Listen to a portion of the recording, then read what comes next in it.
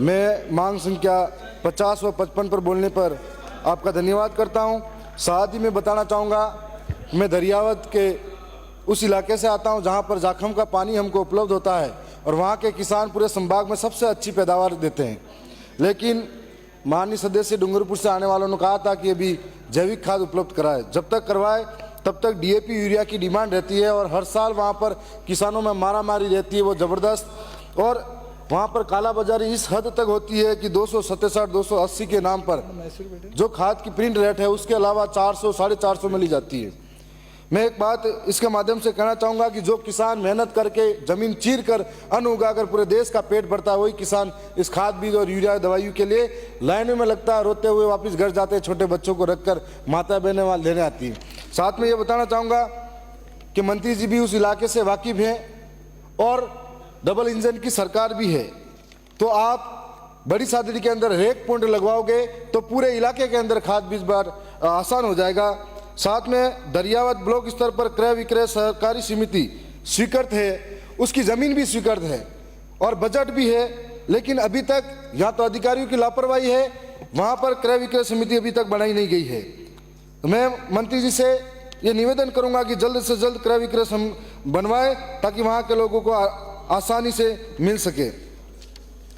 वर्ष 2018-19 में सरकार द्वारा किसानों का ऋण माफ किया गया था। कई लैंड्स में ऋण माफी में घोटाला हुआ। जिन लोगों ने कभी लोन लिया ही नहीं उनका भी लोन माफ हुआ है। मैं सरकार से आग्रह करता हूं कि दरियावत विधानसभा के अलावा प्रतापगढ़ जिले की समस्त लैंड्सों का ऋण माफ की जांच की जाए। साथ में ये प्रतापगढ़ में सहकारिता विभाग का भूमि विकास बैंक संचालित है। भूमि विकास बैंक द्वारा ऋण की वसूली की जा रही है। कई किसान जिनकी मृत्यु हो गई है उनके पोते पोती से भी वसूली की जा रही है। मैं मांग करता हूं कि इसकी जांच की जाए। साथ में नागरिक उपभोक्ता पर मैं बताना चाहूँगा कि ट्राइबल एरिया के अंदर हमारे लोगों के घर कहीं 10 किलोमीटर के दायरे में फैले हुए हैं, इधर से उधर उधर उधर। तो वहाँ पर नियम बना हुआ है कि 500 राशनों के साथ में एक नई राशन की दुकान खोली जा सकती है। तो हमारे इलाके के अंदर रियायत दी जाए और 400 लोगों के बीच में एक राशन की दुकान खोली जाए। जो 70 वर्ष के आसपास से बुजुर्ग हैं उनको घर घर जाकर राशन बांटा जाए। साथ में बहुत सारे परिवार खाद्य सुरक्षा का लाभ नहीं ले पा रहे हैं। कोई पात्र भी है तो पंचायतवार उसकी सूची बनाकर नए सिरे से अभी खाद्य सुरक्षा में नाम जोड़े जाए। नई राशन दुकान हमारे इलाके के अंदर खोलने की ज़रूरत है। साथ साथ में जो राशन की सप्लाई घर घर देने का प्रस्ताव है, यदि हम मोहल्ले वाइज बांटने जाए तो उन लोगों के लिए और बेहतर हो सकता है।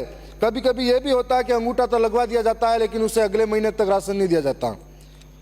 और राशन डीलरों से भी उनकी भी एक मांग है कि वहाँ से गोदाम से जब माल तोल के आता है तो 2% सीजत होती है, तो उनकी गुणवत्ता में जो माल दिया जाता है उनके लिए कम पड़ जाता है, तो उनको 2% अधिक भेजा जाए।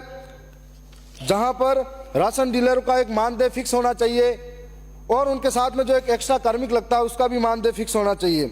साथ में मैं ये बताना चाहूँगा कि उपभोक्ता मामलात के अंदर हम कब और कितनी जांच करते हैं, क्योंकि गाँव के अंदर कोई डॉक्टर है, कोई भी है, कोई एक दवाई, कोई बीमार है तो एक दवाई के साथ साथ में 8 से 10 प्रकार की दवाइयाँ लिखवाते हैं बिना जांच किए।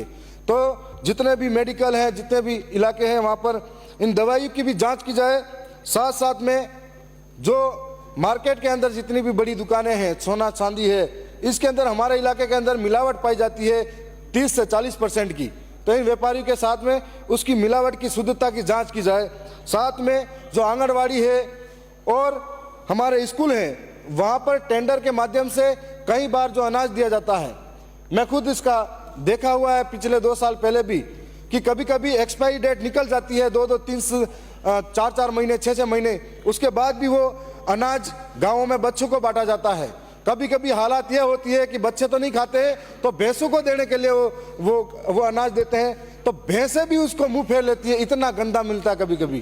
तो हम लोगों को इसकी जांच करनी चाहिए और हमेशा गांव के अंदर लोग इतने सख्त पढ़े लिखे नहीं होंगे कि वो पढ़ेंगे कि इसकी ये कब है, इसकी एक्सपायरी डेट। और इसलिए जहां पर बच्चे हमारे देश का भविष्य हैं और उनको पौष्टिक आहार मिलना चाहिए। मैं आपके माध्यम से जो आपने मुझे समय दिया इसके लिए मैं बहुत बहुत धन्यवाद करता हूं। साथ में एक बात का जिक्र करना चाहूँगा कि सरकार ने एमएसपी भाव पर सारी चीजें खरीदने का वादा किया था और आपकी सरकार में एक वादा भी था बाजरे को लेकर, लेकिन बाजरे की खरीद एमएसपी भाव पर नहीं खरीदी जा रही है, जिससे पूरे राजस्थान के किसानों में थोड़ा सा आक्रोश है। तो इसे देखते हुए किन किन चीजों को आप एमएसपी भाव पे खरीदोगे और आपने जो वादा किया है उन्हें पूरा होना चाहिए। लास्ट में यही कहूंगा, विक्रांत सिंह में काला। बहुत बहुत धन्यवाद अध्यक्ष महोदय।